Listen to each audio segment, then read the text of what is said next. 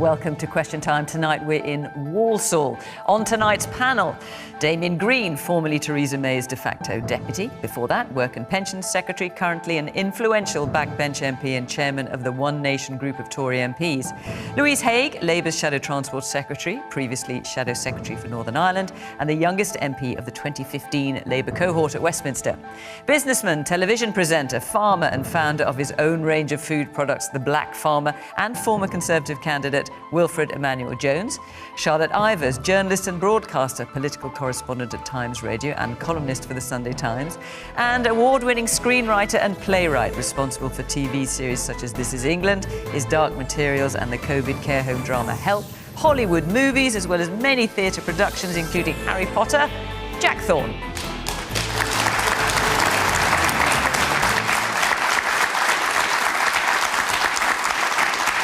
Good evening. Welcome to my panel. Welcome to our audience here in Walsall. Good to see you. And, of course, welcome to you at home. And do join in the conversation in the usual way on social media at BBC Question Time. And let's hear what you've got to say. Right, our first question tonight is from Christy Kyriakopoulou. Families are truly struggling with the cost of living. We are being told this week to consider buying value products and to contain and manage our household budget. Are our politicians from all parties patronising, clueless or inhumane? And Chrissy, you're referring to comments by the Environment Secretary George Eustice this week about saving money by buying branded products. What's your response to that, your question? I just think it's really demoralising. Everyone's counting on every single pound.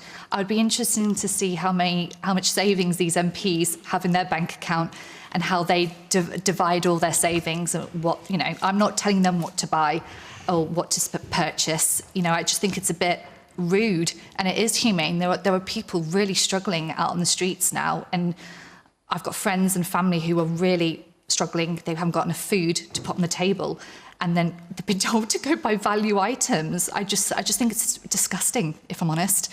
I was really shocked that he said that and was confident how he delivered it.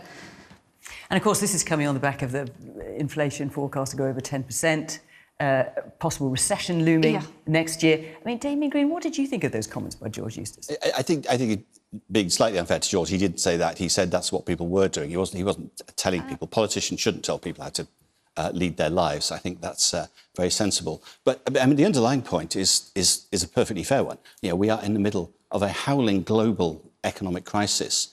Inflation's bad in this country, it's bad in the EU, it's bad in the US, it's about the same.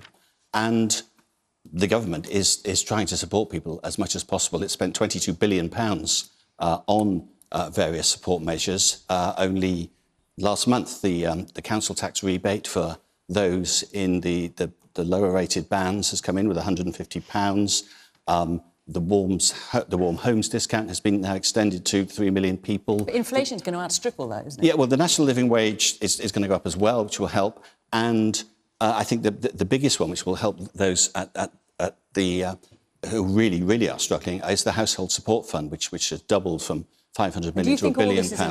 No, it's never enough. Right. At 10% inflation, it's going to be very difficult to do enough. But the light, I think, is the way we've come out of the pandemic, where people were predicting that we would have 10% inflation, 10% unemployment, and in fact, unemployment's less than 4%. Actually, all those measures, those very expensive measures... And, of course, it is forecast to rise, unemployment as well, next year. Well, maybe, but let's see. It was forecast to rise through the pandemic and didn't. That was genuinely a huge achievement. Well, I think that what you've just outlined demonstrates how the vast majority of people in this country are feeling at the moment. And I've obviously been knocking on countless doors across the country for this local elections today. And what I have encountered is real fear about how people are going to pay their energy bills, how people are going to afford their weekly shop, how people are affording to fill up their car at the petrol pump, because prices are far outstripping most people's wages and certainly eating into people's savings at the moment. And the response, I'm afraid, Damian, is just frighteningly small in the scale of the crisis that people are facing. We are going to see the biggest collapse in living standards this year since records started to be drawn up in the 1950s. And I'm afraid Rishi Sunak's spring statement, which just showed how completely out of touch the government are with the way that ordinary people are living their lives at the moment. 12 years in of Tory rule, and we have the Prime Minister telling 77-year-old Elsie, who became famous this week, that she should be grateful for discounted bus fares when she's having to ride the bus because she can't afford to heat her home. The government would like to tell you that there is nothing more that they can do, that it is entirely global factors. Of course, there are global factors behind the massive inflation that we are seeing, but there is far more that the government could be doing to step in and help people. For example, this week, we've also seen record profits from Shell and BP, $16 billion in excess profit that they didn't expect to earn this year, and yet the government is still refusing to apply a windfall tax, as Labour has set out that they could do, that would cut people's energy bills. There's a lot of hands up. Let's hear from some of you. The man in the pink sweater at the very back. Just to go back on what you said there, Damian, he did actually say that people should manage their budgets better by choosing more value brands. So you've just said that, obviously, that he wasn't telling people how to live. But he was. He said what he said. Cheaper. I can tell you he said what people find is by going for value brands, own branded products, they can actually contain and manage their household budget. That's actually what he said. So which was descriptive. That's what I said he said. So I think it's unfair to say he was lecturing people. He really wasn't. But in a sense, it's a side issue anyway, isn't it? But when families are already doing that, where do you go? Yeah, well, that's why I went through all those support measures. But the woman in the red cardigan with glasses. So why aren't the government actually thinking about people's health? You've got people with dietary requirements. You've got the NHS at one point asking us to be healthy as possible. And then we've got the government saying valued brands. We know valued brands aren't as good for us. You're telling us to do something that isn't healthy for us. You've got people, it's either heating or eating. At the moment, the government doesn't care about our health at all. So how does that make us feel when you're not prioritising our health? All you want us to do is save money when you guys aren't helping us. OK, I think that the makers of some own label brands might take issue with the fact they're not as healthy as others. The man there in the blue jacket and white shirt, yes. OK, I feel that the government are not listening to anything that the public are saying. They have the ability to make lives better. We have so much more homelessness in this country than we did 12 years ago. We've got so many more charity shops, we've got so much more food banks, and yet we don't see this in the rest of Europe. Why are we suffering like this when the government could be doing a lot more? Okay, Wilfred.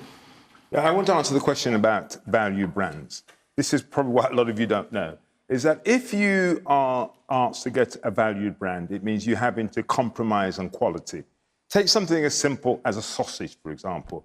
If you're going to we should point out, obviously, that you make sausages and have your own premium, fairly pricey brand of them. I know a lot about sausages. And so just look at the back of the pack when you see a packet of sausages that is very, very cheap and see what is the meat content in that. It may be that when you're buying your chicken that looks very, very cheap. Where is that chicken coming from? Is it being flown in from Thailand? Is it actually coming from Poland? So actually saying to people that they should go for value brands is saying they need to be compromising on their quality and, as that lady said before, on their health. So I do not think that's the right answer. There is a real crisis going on. I'm in the middle of massive negotiations with the supermarkets at the moment to try and get a price increase.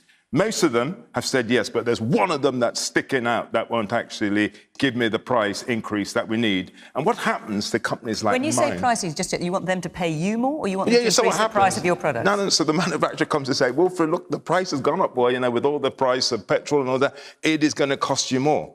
Now, either we get more from the supermarkets or we go bust. It's as simple as that. And in this crisis, the ones who really get squeezed are the small suppliers like ourselves. And what you need is these big players to be able to understand. As I said, most of the supermarkets have been fine, but some of them stick out and say no. And they say no, knowing that the consequences is that you will go bust.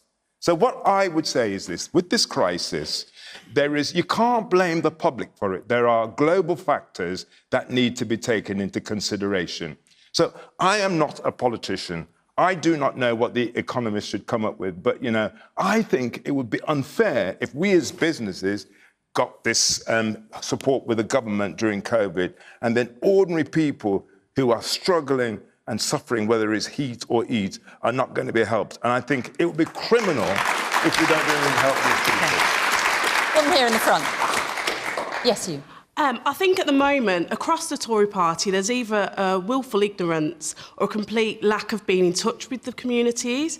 You know, I'm a middle-income earner. I have to balance childcare costs, working full-time, paying rent, fuel bills, and there's nothing for us other than 20% childcare, tax-free childcare. It doesn't work. It's not enough. They're not doing enough. I mean, Damian has just listed a whole load of things that the government are doing.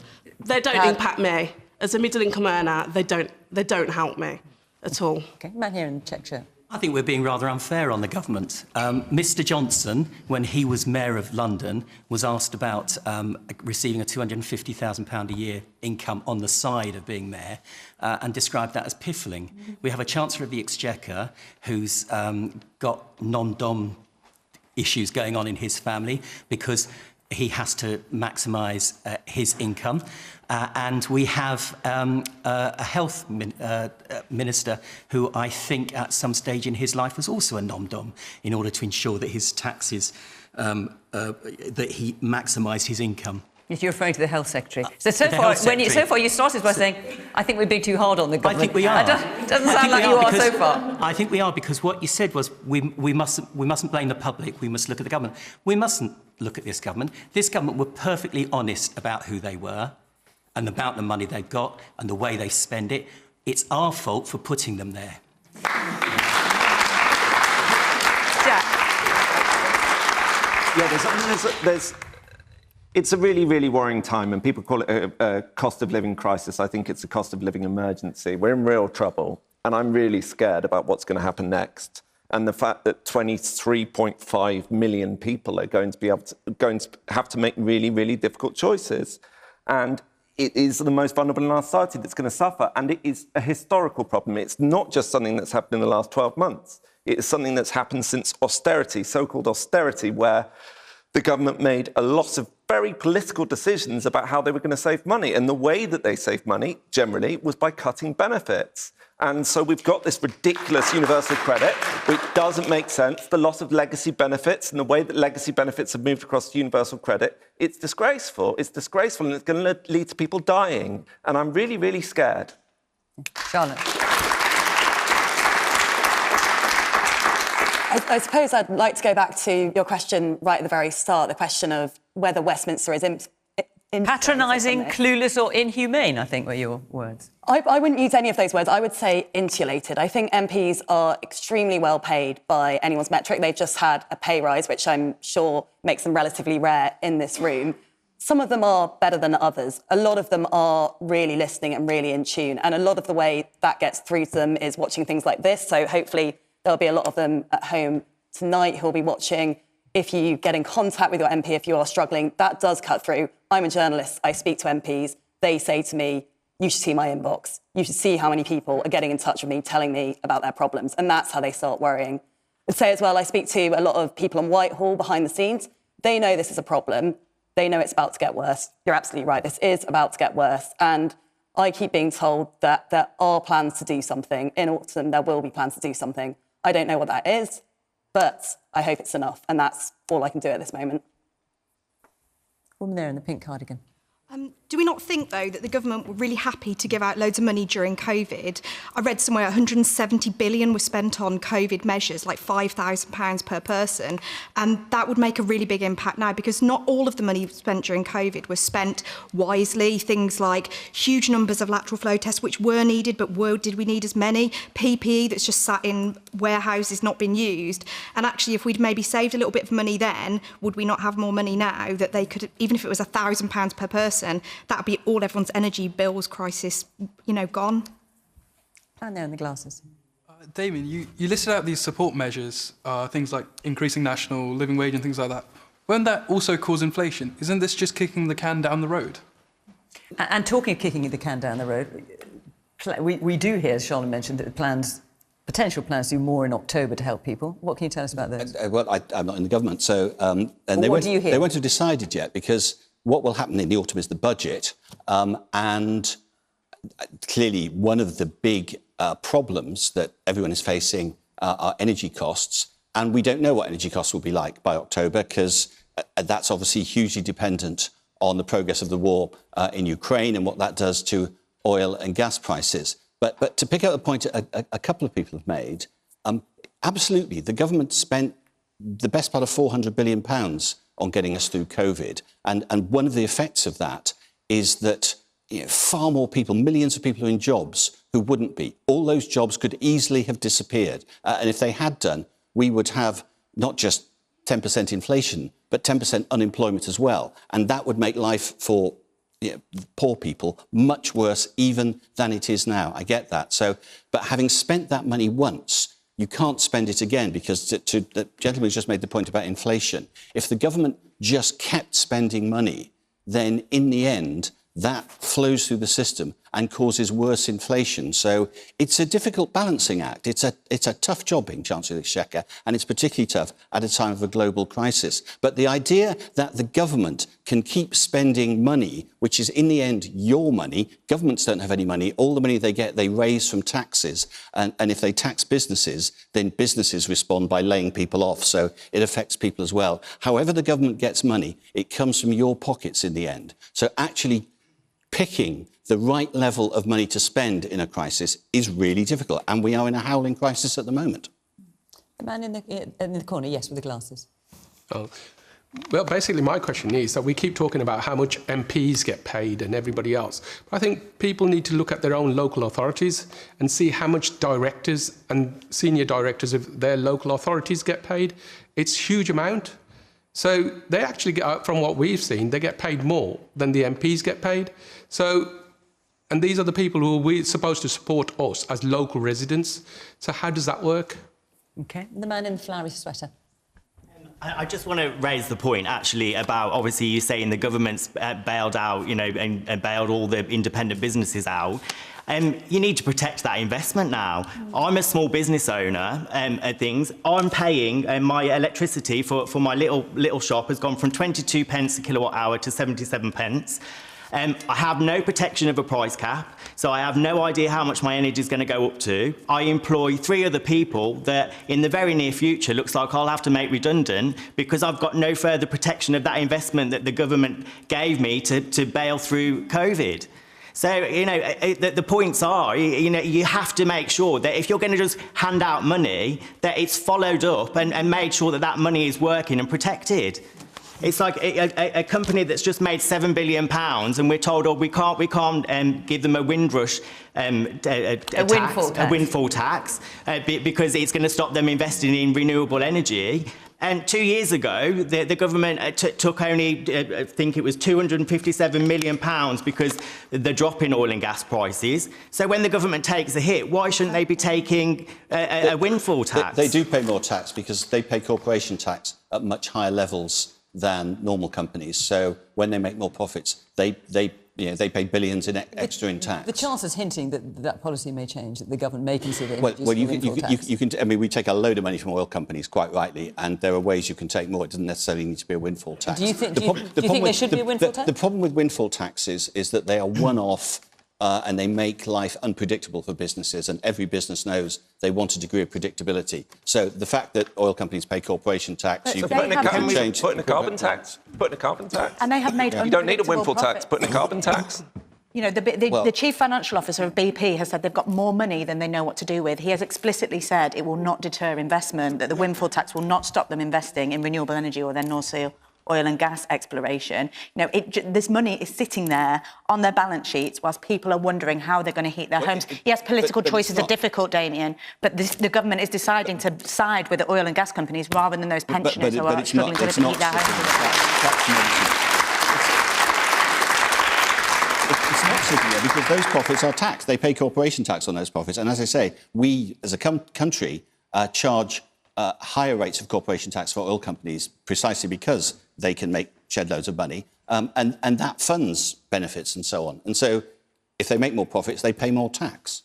OK, I'm going to move on as you all drop your hands, because there's lots of questions that you asked which I want to get around to. Before I do, I just want to tell you where we're going to be next week.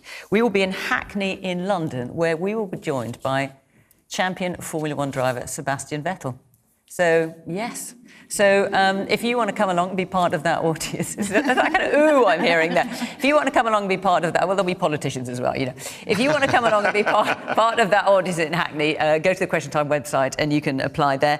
And the following week we'll be in Liverpool. That's on the 19th of May. So do apply to be in the audience. If you're Hackney or Liverpool, we'd love to see you. All right, let's take another question now from Gervir Deo. Do local Conservative candidates deserve to be punished in the local elections because of the Prime Minister and other Conservative MPs' actions? Right, and it's worth mentioning that Conservative candidate leaflets in Hartlepool bore the message this Thursday, i.e. today, please don't punish local Conservatives for the mistakes made in Westminster. Wilfred? I didn't really hear the question, actually. So the question is, do local Conservative candidates deserve to be punished in the local elections today because of the Prime Minister and other Conservative MPs' actions? Well, I predict that we will be punished, but this sort of stuff tends to happen in halfway through a parliament. One of the questions that I was hoping to come up, and I don't know if somebody's asked, is this thing between Partygate and Beergate. And one of the things I think that we have to start looking at is when you start to just rake up dirt, if you dig deep enough, you could always find people who've done things wrong. And I think that what we need to try and do with our politics is to be results-driven rather than, at the moment, it's all about personality. And I just think that actually we do get punished. What everybody has to focus on is who is the party that is going to deliver. And that, for me, I will forgive anything. I will forgive people making mistakes whilst they deliver. And if we do get a slight beating, I hope that when we come to the big election, people say we're going to vote on who delivers results. And love him or hate him, we have to say that Boris has delivered. Charlotte? Yeah. Hang on. Sorry, whoa. Hang on a minute. I'll come to you. Let me get around the panel. Charlotte. I always think local elections are really tricky because when your votes are counted, they don't really know what you're voting for. Are you voting, as you say, to send a message to a national politician, or are you just voting to say who you want to be in charge of your bin collections? So it basically comes down to personal choice, really. What is it that you care about? Do you care about sending a message? Do you care about local services? One thing I will say, and polls are now closed, so this won't make a difference to anyone's vote, but it's a point that I think is worth making from my experience of speaking to many MPs. If you voted today to remove Boris Johnson, to send a message to the Tories that they should get rid of Boris Johnson, I think you are going to be disappointed, because my sense now from Conservative MPs is they want to move on from all of this. They don't see someone who is a viable alternative to him. I think if that was your aim, probably that won't have worked. If your aim was to get better bin collections, I hope it does work. OK, the woman in the pink cardie. I agree with just what was said about the Beergate versus Partygate. It just feels to me at the moment like every politician, or it feels like that, has actually been doing something maybe that they shouldn't have been. And actually, I'm not saying that we can just forgive and forget, but we do need to probably move on from it. But it would be so much better, in my opinion, if they just put their hands up when they've been caught out, rather than trying to say it was a work meeting, or, you know, I don't personally have work meetings at 10 o'clock at night with beer or, you know, birthday cake. So I think that actually just say, sorry, I got it wrong. And I think people would probably be a lot more willing to kind of forgive and forget then. Should Keir Starmer be saying sorry? Well, look, I think there was a big difference. There was a big difference between the two events. Keir, last year, was during the local elections campaigning, like I've been doing today and for the last few weeks. He broke to eat and then carried on working afterwards. And the Durham police investigated it at the time and found no rules were broken.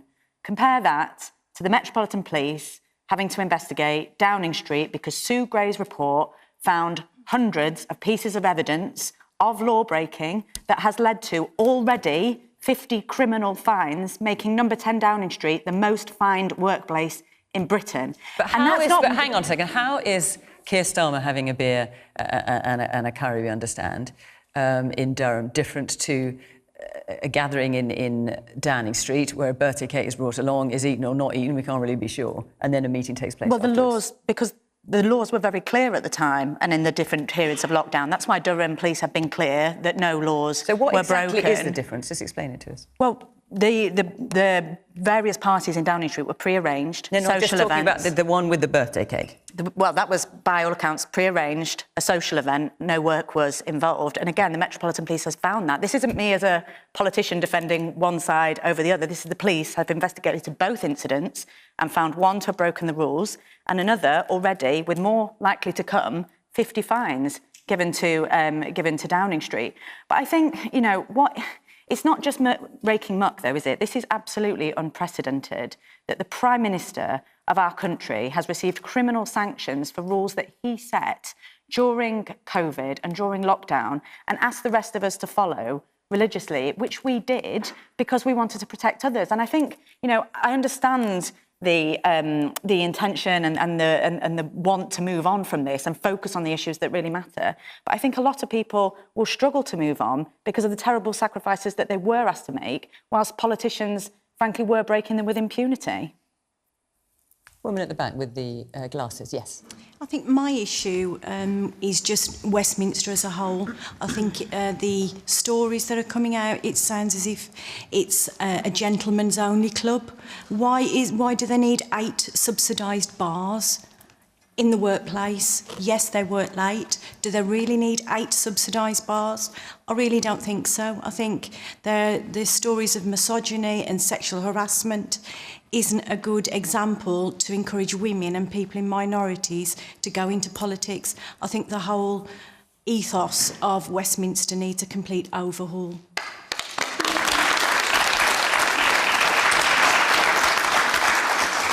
Woman here.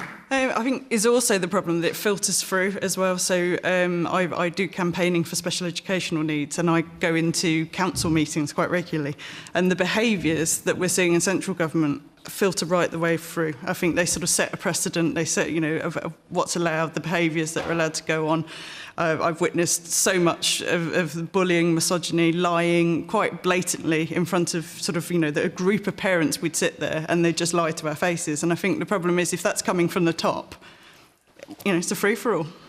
Well, you mentioned bullying, sexism, you're talking about cultural misogyny. I mean, Damian, do you think the culture has changed? I mean, you were investigated by Sue Gray in 2017 after pornography was found on your computer in the House of Commons. I know you have said very strongly you had nothing to do with that.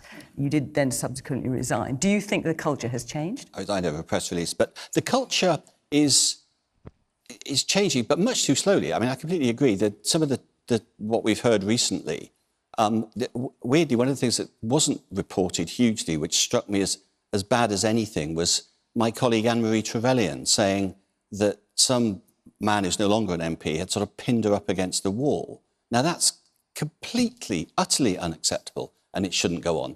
The terrifying thing is that it was worse when I first became an MP 25 years ago. And the reason it feels worse now is in a sense, a good thing, because it's getting exposed and will get stopped, is that we're now much more transparent about it. We actually have set up a proper investigation and complaints unit, because 20 years ago, all of this would be going on and nobody would know about it. It was all, and frankly, interestingly for Charlotte, the journalists were part of the inner circle and they wouldn't report it. And now they're probably doing their job. Lobby correspondents are doing their job better. They don't participate in a sort of cover-up. So, and my overall point is that it reflects society as a whole. And the problem with Westminster, which ought to, of course, set an example, is that as society gets coarser and ruder and, in a sense, more difficult, particularly for women, so has politics, because all the terrible things we've heard happening inside Westminster, it's much worse online. If you're a woman politician, I bet Lou finds this as well, the abuse you get online and the sexism and misogyny online is absolutely appalling. I remember I was on this programme a few years ago with Angela Rayner, and we were comparing, when, as the programme does, it announces a few hours before who's on, we were comparing the abuse we were getting. I was getting sort of normal level abuse that politicians get. Angela was getting really, really horrible, sexist, personal abuse. Can I interrupt you? I think that is true. There are these sorts of incidents everywhere. I think Westminster has a particular power structure problem. you have the most powerful people in the country working alongside people who may have just left school, they may have just left university, and that creates this huge power imbalance. And Damian is right, things have got a bit better. There are systems in place. A lot of people say they're slow, they say they're clunky, they could be better. But I think you could have all the structural changes in the world and you still have that big power imbalance, and it creates unpleasantness. And for people who want to take advantage of that, it is a very easy place to take advantage. And what's your experience been of that? I have found it very odd, to be honest. I started in Westminster when I was 21 years old. I was absolutely an idiot. I barely knew how to wash my own clothes. I was bumbling through the world, and I was very green and I was very new. And honestly, there was so much sexual harassment, so much. From MPs? From various people, not just MPs, people with power in a way that I didn't have power. And then I kept getting promoted and it started to fall away. And now I've got a column in a national newspaper and I speak on the radio every day and no one ever sexually harasses me, nobody. Because I've got power, I could do something about it. And that scares me, because there are a lot of women who don't have that power. Yeah. And those are the women who will be dealing with your emails. If you write in with a problem, they might not be able to focus because they might be having to deal with that. And it's horrible. The man at the back there in the white T-shirt and the blue sweater. Yes, you. Louise made a comment earlier on about Rishi Sunak being out of touch. And do you think we see a lot of these ridiculous comments and a lot of this ridiculous behaviour because politicians are in this little bubble and they don't relate to the majority of the British public? I mean, that's a really interesting point that sensible politicians agonise about. And the answer is you shouldn't be, because you're not in that bubble. One of the great things about the system that, you know, we're all spending the evening excoriating is the constituency link. You know, Louise and I have got constituents who have got all the problems we're hearing about tonight, and we have to deal with them on a day-to-day basis. So there is absolutely no excuse for any politician to be out of touch. So, you know, the system should militate against that. I think the answer to Charlotte's problem is more powerful women. So that, you know, and women can have men monitors. behaving themselves better. And people behaving better. Just politeness, just good manners. Jack, by all means respond to what you're hearing, but let me just remind you of the original question, which is, do local Conservative candidates deserve to be punished in the local elections because of the Prime Minister and other Conservative MPs' actions? I think that's a really difficult question to answer, because I think that these elections are an opportunity to send a message, and so you've got to sort of separate out the needs of the local area and the needs to think nationally. But just to return to what was just said, there is a difference between heard experience and lived experience. And the trouble is we've got a government that's full of people that have no lived experience of how ordinary people survive. And that means that there is a complacency that happens. And what happened with Partygate and what happened with an awful lot of things during COVID, you know, that it's not just about whether they had parties, it's about, you know, the mis-selling of PPE, it's about the treatment of care homes, it's about an awful lot of stuff where you saw real complacency from this government that did an awful lot of damage to people and cost lives. And that is because they are in a bubble. They are in a bubble and they haven't experienced real life. OK.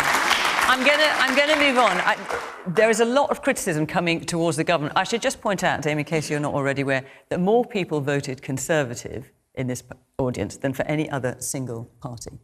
And this, of course, is on the night of the local elections. You mentioned COVID. Let's take a question from Chris Figanovsky. As the government has been found to have acted unlawfully, discharging patients into care homes without testing at the start of the pandemic, should anyone in government be charged with manslaughter? Jack, I'll come to you, obviously, because you wrote the drama Help about COVID in care homes that we saw at the back end of last year. And we spent a lot of time talking to people who were on the ground who were dealing with it, and it was horrific. And I tell you, the thing that was most horrific was we were talking to people who were crying, and that's difficult when you're sitting on, and it was always done by Zoom. There wasn't an opportunity to be in rooms because we were in the middle of the pandemic and it wasn't safe. And when you're talking to people that's crying, that's always difficult. But they were crying because they felt they were responsible. There was one woman that just kept saying, "I let my gentleman down." And the reason why they felt that was because they had been isolated. And it's not just about the fact that this illegal putting people from hospital into the homes, which is atrocious and should never have happened. It's also about the lack of PPE. They have nothing.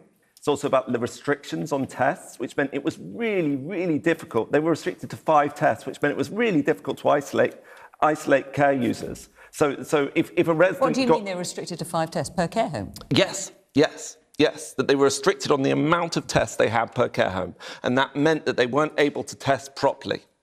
And we just heard so many stories, and there's stories actually worse than we could use on the programme, stories that we were told that we weren't legally allowed to use on the programme, of horrendous practice. And yes, there should be manslaughter charges, because if you look at the excess deaths, the World Health Organization came out with their excess deaths today, and if you look at the excess deaths, particularly in that first lockdown, the excess deaths in care homes, that was unlike any other country.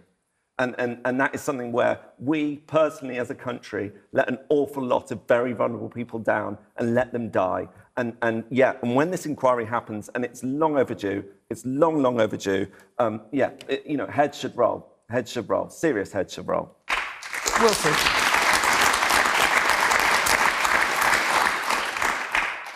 The question was actually, should someone resign? I don't think they should. We've got to go back to context. Well, the question was, should someone be charged? Should anyone in government be charged with manslaughter? No, they shouldn't. And I think we should go back and really try and remember what it was like at the time.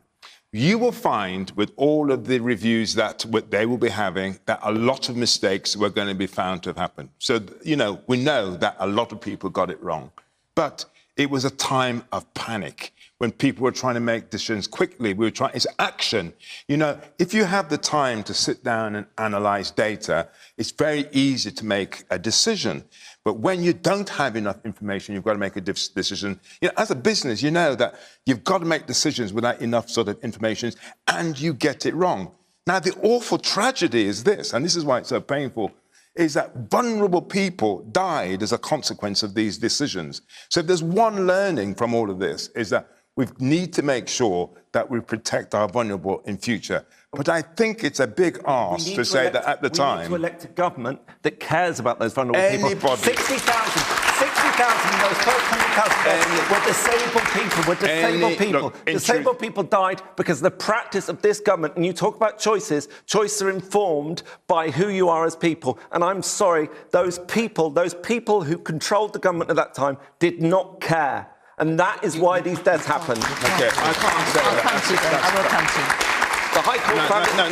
The High Court said it was illegal. The High Court said it was illegal. Said it was unlawful. The government was found to have acted unlawfully, discharging patients into care homes without testing to start the pandemic. Was Labour suggesting doing anything different at the time? I think, the government... My colleague, Jonathan Ashworth, was warning government about moving patients into care homes right at the beginning. I remember when exactly? Back from the Sage Minutes in January 2020 contained warnings about this asymptomatic testing. No, I know. And all through... But hang on, so Jonathan Ashworth, who's Shadow Health Secretary, didn't say anything about that in the Commons. About patients being moved into care homes? Of course he did. Over and over again. Not till April. Repeatedly.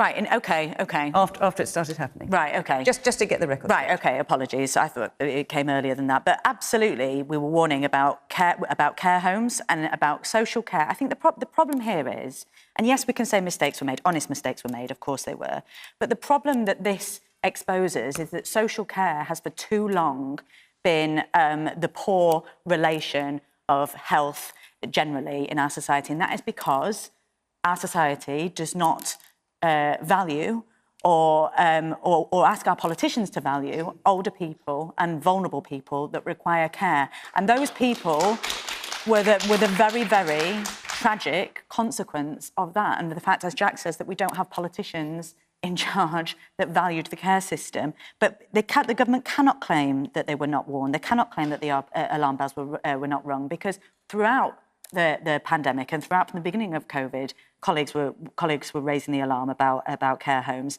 and they owe it to bereaved families of all those that lost their lives to learn lessons from the pandemic. And sadly, when the Prime Minister made his apology in the Commons last week, he made this claim about not knowing about asymptomatic transmission. Well, again, Sage warned, the Lancet Journal warned, colleagues warned in the House of Commons. They cannot say they did not know, and they owe it to those bereaved families to prove that they will learn lessons. Sadly, I do not think they will. OK. The woman here in the stripy T-shirt. To raise a point, to go to a point about wider social care, it's not just the government who don't care about people with disabilities. Labour don't either, and that's systemic in local settings. For example, going back to COVID, my twin sister has Down syndrome. She goes to a day centre. The day centre by the council said, lots of vulnerable people, if they do not go, they lose their place. There is no other provision available.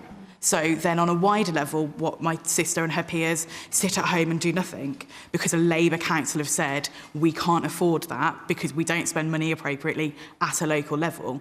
So I think it is slightly unfair to say it's just, it's everywhere, it's systemic. OK. The man at the back, yes. I mean, now that COVID's over or effectively on its way out, we seem to be suggesting that at the time there was a lot of panic, as the gentleman on the panel suggested, so we couldn't make the right decisions. But now that COVID is over, we still seem to have a medical system where elderly patients can't get appointments, they can't get in to see doctors, they can't get into surgeries, they're having to wait long times to get into hospitals. Is the government really doing anything to protect the elderly? Woman here in the red top at the front. Wasn't it obvious sending elderly people from hospitals without testing into care homes with vulnerable elderly people would kill them? What was going on? What were they thinking? What were they thinking, Damian? Well, I was in government. I'm just going to pick up a point. Would you want to pick up? I'll pick up that point in a minute. Yeah, there are several points we've made. I have to say, I think the idea that, it was just simply uncaring because they don't have lived experience is grotesquely unfair on people, not just politicians, but officials as well, who were, as Wilfred said, taking decisions, facing a crisis of the type we'd not faced before in the modern age, very, very quickly. So you can say you got things wrong, we'll have an inquiry, but to demonise them and say it's just because they don't care that tens of thousands of people died is coarsening the debate in a way that is not fair to individuals across the board. And we won't know. The answer to the original question was, should there be manslaughter? It is not for a TV programme to act as a court. There will be an inquiry. No, we're not acting as a court, but people can have their opinion. Yeah, people can have. Yeah, but if you say somebody should be guilty of a very serious crime of killing someone, I think it's sort of appropriate for everyone to say, let's get all the facts first, rather than just say, whatever happens, I think loads of people are guilty of manslaughter. I don't think that's a responsible way to conduct a debate, and we were getting close to that. What about the point that's been raised? Well, hang on a second. What about the point that's been raised and was raised by the Prime Minister and by the Health Secretary, that they were unaware about asymptomatic transmission of disease, even though Patrick Vallance talked about it in a radio interview, Lord Bethell, who was Health Minister, talked about it. Presumably, he didn't just tell the public, must have told the government as well. I mean, who knew what when? I don't know. I wasn't inside government at the time. And that's why we have an inquiry. So that actually, because that kind of detail is obviously hugely important as, when to actually apportion blame. But my only plea is that let's get the facts first and then take the decisions. I'm not suggesting that people get strung up now. I'm saying that... You sounded like it, mate. What I was saying was there was a number of excess deaths that are really, really problematic and are particular to this country, and that everyone talks about, well, it was the same across Europe and all that kind of stuff. Let's hear a bit more from our audience. Can I just say in reply to that, if there is a genuine care in the government, why... the care homes at the moment are begging for an adult social care infection control and testing fund to be brought back, which would mean that if you are a member of staff, if you are a care home worker and you have COVID, that you are supported financially during that time, and they are being refused it. Okay, if they care, then why is that not happening? Let me hear. I hear your point. Let me hear a bit more from the audience. Yes, the man there in the stripy tie. Yeah, I think it is unfair to blame the government of the day. Irrespective of what party's in power, they all make mistakes. Those of us here in this audience must know someone at least who's had COVID or even worse, has passed away from this awful pandemic. But this was an unprecedented occasion, very much like what we're seeing now in Eastern Europe, Ukraine. That's unprecedented.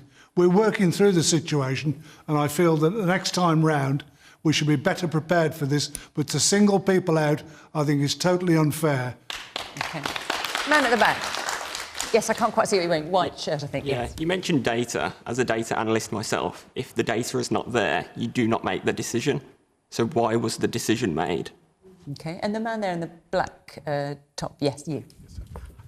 There's small mistakes and there's big mistakes.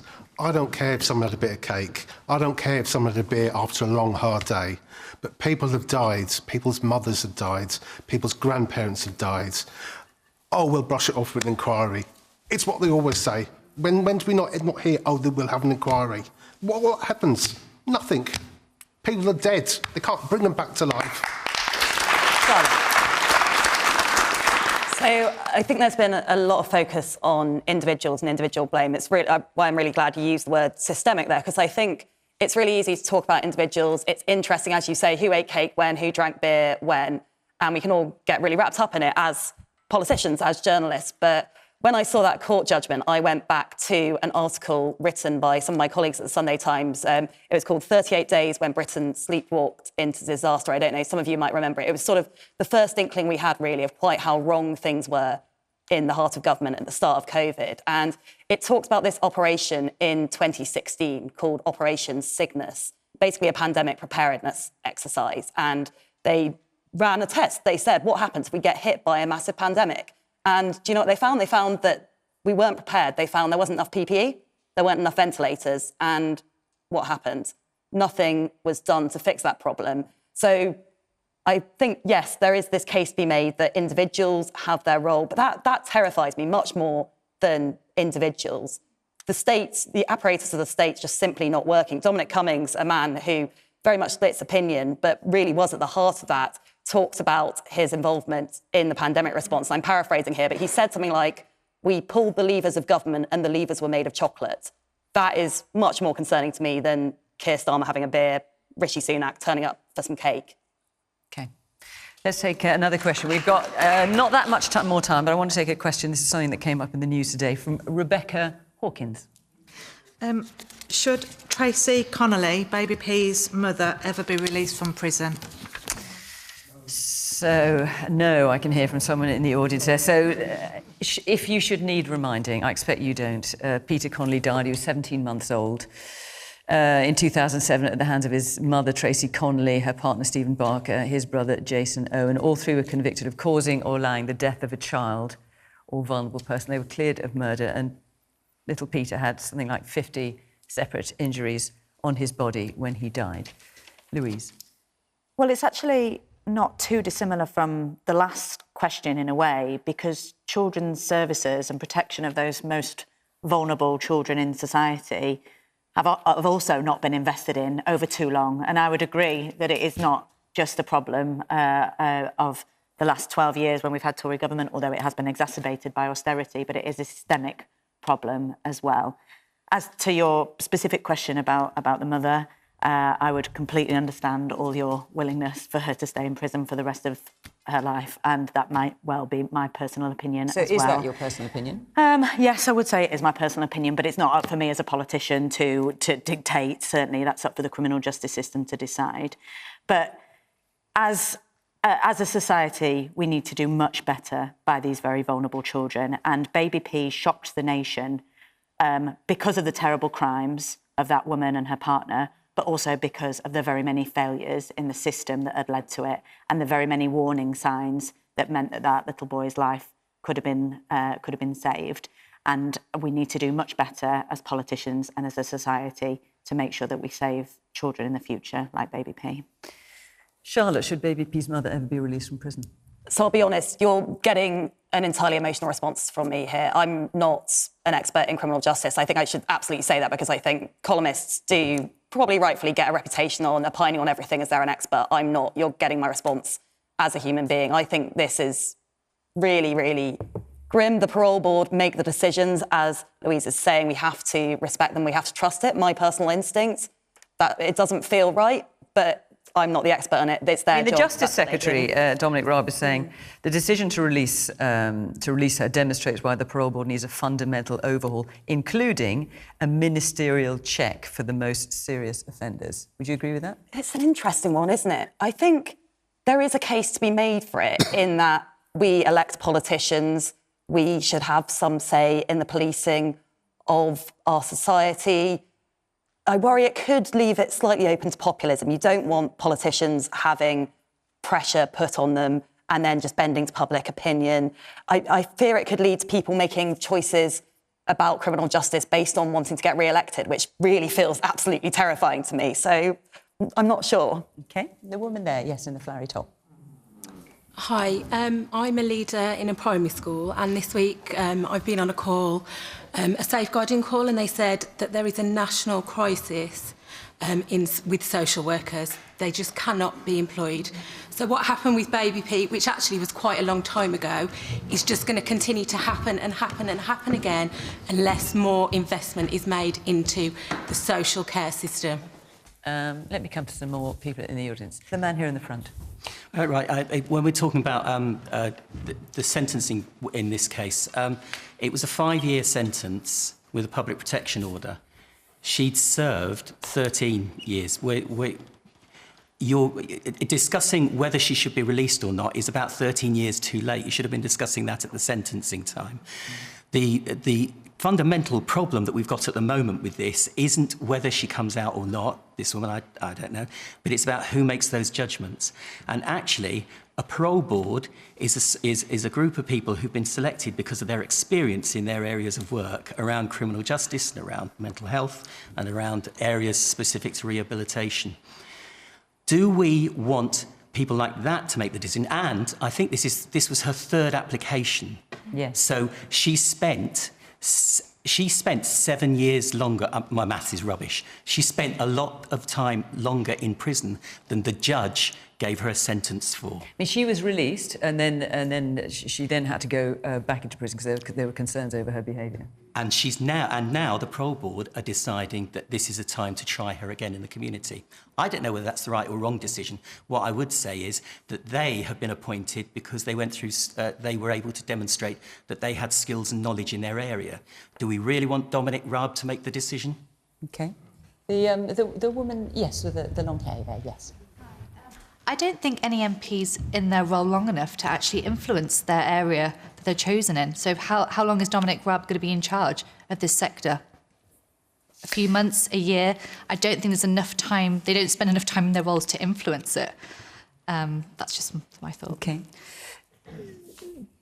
Jack, should Baby P's mother ever be released from prison?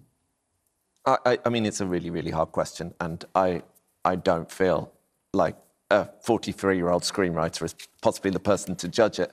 Well, you've not held back on your opinions thus far, so no, feel free to But I felt like I knew something now. about that, and this is, I think, really complicated, and I genuinely don't know how I feel. I genuinely don't know how I feel, and I'm really confused by it, and I think I worry about the politicisation of parole. I worry about the politicisation of the police. I don't think the police commissioners have necessarily added to public life in any significant way, and I think I probably would trust the parole board, but at the same time, her crimes are so heinous that it's hard to do so. The woman there in the white T-shirt and the grey jacket, you've got your hand up. Yeah. As much as we don't want to think that she's going to get released, is it not setting a precedent for everybody else that's been jailed since? That they're going to have to spend that much time in and they're not going to get a chance to be released? Or is it that they're going to get released and we're going to go through this again? There's so many young children that have been let down by the system and that have had such horrific injuries that they've lost their lives. But these people are just being put away for X amount of years. They're being let out, they're given new identities, they're letting to go on with their lives. This is what's going to happen this time. She's going to come out, she's going to get a new identity, she's going to get on with her life. Well, you know, it's going to be what happens to everybody that comes out of this situation. Wilfred. First of all, I want to say that it was a horrendous crime, and any of us who have children are sort of repulsed by this. Now, one of my favourite films, and I'll ask everybody to try and watch it, is called The Shawshank Redemption. And the question is this: do we think that some people are beyond redemption?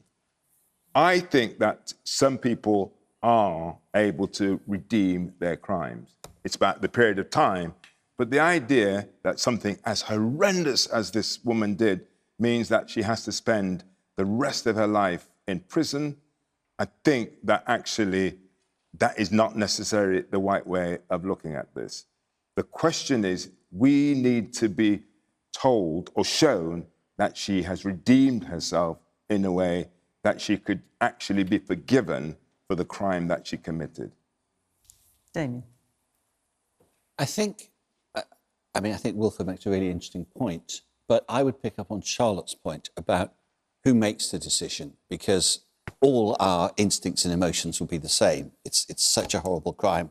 Is it possible to imagine that this woman could achieve redemption in a way that would allow it to be acceptable for her to lead the rest of her life in as normal a way as possible? What do you think of the Justice Secretary's suggestion that there could be a ministerial check for the most serious offenders? Well, I'm always dubious about the quasi-judicial job of politicians, because we do have in the system several areas where politicians take decisions as though they were judges, and it's not our skill set. And I mean, as it happens, Dominic is a distinguished lawyer. So to answer the lady at the back, if you wanted a politician to take a legal decision, he is as good as anyone. But sort of in principle, I think people should do what they're chosen to do. And so I would prefer judges or parole boards to take decisions like this.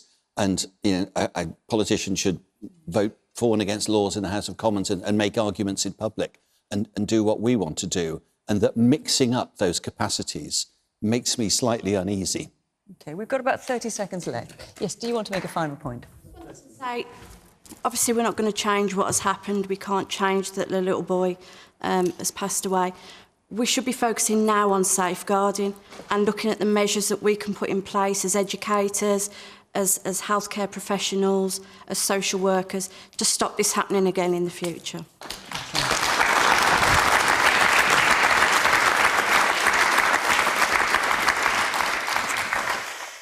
Our hour is up. We are at the end of our allotted hour. I just want to say thank you very much to the panel for coming this evening. Thank you to all of you for your contributions, impassioned, angry, thoughtful. It was great to hear them all. And, of course, thank you to you at home for watching. From Question Time, until next week, bye-bye.